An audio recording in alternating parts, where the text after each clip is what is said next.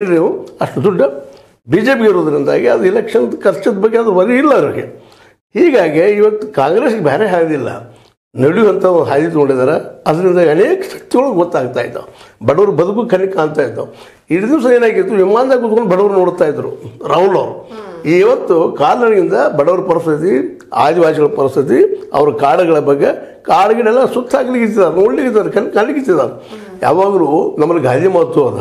100 ಪುಸ್ತಕಗಳು ಓದೋದ್ರಿಂದಲೂ ಒಂದು ಕಾಲ್ನಡಿಗೆ ಅಥವಾ ಒಂದು ಪ್ರವಾಸ ಮಾಡೋದು ಅತ್ಯಂತ ಶ್ರೇಷ್ಠ ಅಂತ.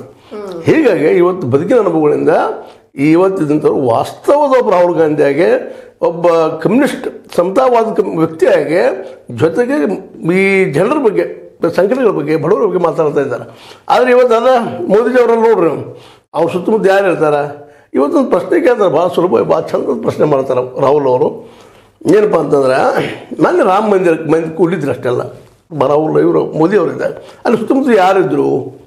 ಅದೇ ಒಬ್ಬಾದರೂ ರೈತನ ಫೋಟೋ ಇತ್ತಾ, ಒಬ್ಬ ಮುಖ ಇತ್ತಾ, ಒಬ್ಬ ಬಡವನ ಮುಖ ಇತ್ತಾ, ಯಾರಿತ್ತು ಅದ್ರ ಅವರಲ್ಲೇ ರಾಮ ಮಂದಿರದಲ್ಲಿ ಇದ್ದಂಥವ್ರು ಎಲ್ಲರೂ ಕೋಟ್ಯಾಧೀಶರು, ಅಬ್ಜಾಧೀಶರು ಯಾರು ಅಂದರೆ ಇವರು ಕೇವಲ ಈ ದೇಶದ 1-2% ಜನರಿಗೆ ಅನುಕೂಲ ಮಾಡಿಸಲಾಗಿ ಇದ್ದಾರೆ, ಜನರಿಗೆ ಕನ್ವಿನ್ಸ್ ಮಾಡ್ತಾ ಇದ್ದಾರೆ.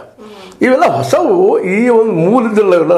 ಯಾರು ಕಾಂಗ್ರೆಸ್ಸಿಗೆ ಇಂಥ ಭಾಷೆ ಕೇಳಿರಲಿಲ್ಲ ಅವ್ರು ಇಲ್ಲಿವರೆಗೆ. ಇದು ಹೊಸ ಭಾಷೆ ಆಗ್ಯದ ಅವ್ರಿಗೆ. ಅವ್ರು ಏನಿದ್ರು ಸಹಿತ ಇನ್ನೊಬ್ಬ ಟೀಕೆ ಮಾಡೋದು, ಎದುರಾಳಿಗಳು ಮತ್ತೇನೋ ಮಾತಾಡೋದು, ಮತ್ತು ಎಲೆಕ್ಷನ್ದಲ್ಲಿ ದುಡ್ಡು ಹಂಚುವಂಥದ್ದು, ಮತ್ತೇನೋ ಮಾಡೋದು, ಇಂಥ ವಿಷಯಗಳು ಮಾಡ್ಕೊಂಡು ಬೆಳೆದು ಬಂದವರು. ಈಗಿದು ಹೊಸ ಭಾಷೆ ಶುರು ಮಾಡಿದ ತಕ್ಷಣ ಇವು ನಾಳೆ ಅಧಿಕಾರಕ್ಕೆ ಬಂದರೆ ನಿಜವಾಗಿ ಇವ್ರಲ್ಲ ತಂದಪ್ಪ ಅಂದರೆ ನಮ್ಮ ಅಸ್ತಿತ್ವಕ್ಕೆ ಪೆಟ್ಟಲ್ಲ. MSP ಬಂತಪ್ಪ ಅಂದ್ರೆ ನಮ್ಮ ಅಸ್ತಿತ್ವಕ್ಕೆ ಪೆಟ್ಟು ಬರ್ತದೆ. ಯಾರಂದ್ರೆ ಇಲ್ಲಿ ವ್ಯಾಪಾರಿ ವರ್ಗಕ್ಕೆ ಪೆಟ್ಟು ಬೀಳ್ತದೆ. ಅದಕ್ಕಾಗಿ ಅವು ಬರಗೋಣದಂಗೆ ಮಾಡಿಬಿಡ್ಬೇಕಾದ್ರೆ ನಾವು ಒಂದು ಕಡೆ ನಿಲ್ಲಬೇಕು ಅನ್ನುವಂಥ ಇಲ್ಲಿ ವ್ಯಾಪಾರಿ ವರ್ಗ, ಬಂಡವಾಳಶಾಹಿ ವರ್ಗ, ಇನ್ನುಳಿದೆಲ್ಲ ಒಂದು ಕಡೆ ಆಗ್ತಾ ಇದ್ದಾರೆ. ಆದರೆ ಇವರು BJPಗೆ ಏನೂ ಆಗಲಿ, ನಾವು ಮೊದಲು ಈ ಸರಿ ಗೆಲ್ಲಬೇಕಾಗಿದೆ, ಗೆದ್ದು ಬಂದ್ರೆ ನಾವು ಮುಂದಿನ 5 ವರ್ಷದಾಗ ಏನು ಬೇಕಾದ್ ಮಾಡ್ಲಿಕ್ಕೆ ಸಾಧ್ಯ ಅನ್ನುವಂಥ ಒಂದು ಲೆಕ್ಕದಲ್ಲಿ ಅವರಿದ್ದಾರೆ.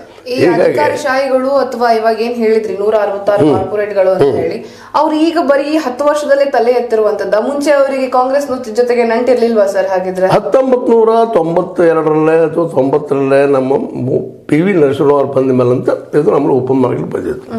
ಅದಕ್ಕೆ ಪೂರ್ವದಲ್ಲೇ ಬಂಡವಾಳಶಾಹಿಗಳು ಈ ಒಂದು ಕಾರ್ಪೊರೇಟ್ಗಳು ಬೆಳೆಯಕ್ಕೆ ಶುರು ಮಾಡಿದ್ದಾರೆ.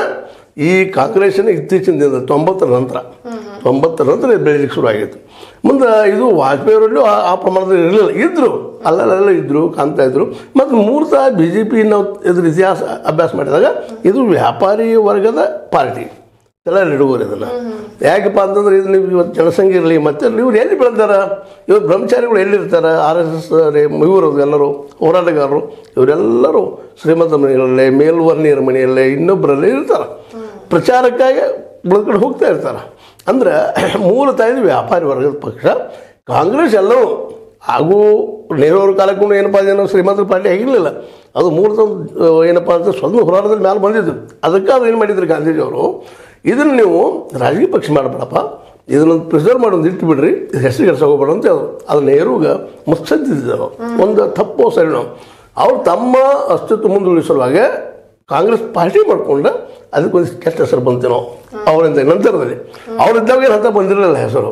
ನಾ ಯಾಕೆ ಹೇಳ್ತಾ ಇದ್ದೀನಿ ಮಾತಂತಂದ್ರೆ, ಒಂದು ಯಾವುದೋ ವಿಚಾರದಲ್ಲಿ ಮತ್ತು ನೀವು ಕಾರ್ಪೊರೇಟ್ ಬಗ್ಗೆ ಕೇಳಿದ್ರಿ. ಕಾರ್ಪೊರೇಟ್ಗಳು ಇತ್ತೀಚಿನ ಡೆವಲಪ್ಮೆಂಟ್, ಈಗೇನು UPA ಸರ್ಕಾರ ಬರ್ತಲ್ಲ, UPA ಸರ್ಕಾರದಲ್ಲಿ ಅಂಬಾನಿ ಜೋರಿತ್ತು, ಅದಾನಿದಷ್ಟು ಇರಲಿಲ್ಲ, ಜೋರಿತ್ತು. ಆದರೆ ಇವರು ಈಗೇನು ಎಲ್ಲ ಕೊಟ್ಟರೆ ಹಂಗಿರಲಿಲ್ಲ. ವಿಮಾನ ಅವ್ರಿಗೆ, ರೈಲ್ವೆ ಅವ್ರಿಗೆ, PSUಗಳೆಲ್ಲ ಅವ್ರಿಗೆ ಏನು ಕೊಡ್ತಾ ಇದ್ದಾರೆ. ಇವತ್ತು ಎಲ್ಲರೂ ಅವ್ರಿಗೆ ಕೊಟ್ಬಿಟ್ಟಿದ್ದಾರೆ. ಅವತ್ತು ಮನಮೋಹನ್ ಸಿಂಗ್ರು ಬರುತ್ತಾನೋ ಅವ್ರ ಪಿರಿಯಡದಲ್ಲಿ ವರ್ಷಕ್ಕೆ 1, 2, 3 PSUಗಳು ಹುಟ್ಟಾಕ್ತಾ ಇದ್ರು. ಅದರಲ್ಲಿ ಅನೇಕರಿಗೆ ಉದ್ಯೋಗ ಕೊಡುವಂಥದ್ದು. ಈಗ MSME ಅಂತೀವಿ, ಸಣ್ಣ ಉದ್ಯೋಗದಾರರಿಗೆ, ಇನ್ನೊಬ್ಬರಿಗೆ ಹೆಲ್ಪ್ ಮಾಡೋದು ಕೆಲಸಗಳು ಬಂದಿದ್ದು. ಹೀಗಾಗಿ ಆ ದೊಡ್ಡ ಪ್ರಮಾಣದ ನಿರುದ್ಯೋಗ ಅವತ್ತು ಇರಲಿಲ್ಲ. ಆದರೂ ಇರ್ತಿಲ್ಲ ಅಂತಲ್ಲ, ಅದು ಇವತ್ತದಲ್ಲ ಈ ಪ್ರಮಾಣದಲ್ಲಿ ಇರಲಿಲ್ಲ. ಹೀಗಾಗಿ ಏನಾಗ್ಯದಪ್ಪ ಅಂತಂದ್ರೆ ಕಾರ್ಪೊರೇಟ್ಗಳು ಹುಟ್ಟಾಕಿದ್ದು ಕಾಂಗ್ರೆಸ್ನ, ಅದನ್ನ ಹೊಲಗಳಾಗಿ ಆಗೋದೇ ಇಲ್ಲ. ಆದರೆ ಇವತ್ತದು ಅತೋಲದಾಗ ಅನಿವಾರ್ಯವಾಗಿ ಇವತ್ತು ಅವ್ರಿಗೆ ಎಕ್ಸಿಸ್ಟೆನ್ಸ್ ಪರಿಸ್ಥಿತಿನೂ ಬರ್ತದೆ ರಾಹುಲ್ ಗಾಂಧಿ ಅವ್ರಿಗೆ. ಅದಕ್ಕೆ ಅವ್ರು ಅಟ್ಯಾಕ್ ಮಾಡ್ತಾ ಇದ್ದಾರೆ. ಆದರೆ ಇವ್ರು ಇವತ್ತು ಮಾತಾಡೋದೆಲ್ಲ ಮಾಡ್ತಾರೋ ಅಂತ ನಾವು ನಂಬುವಷ್ಟು ಮೂರ್ಖರೇನಲ್ಲ.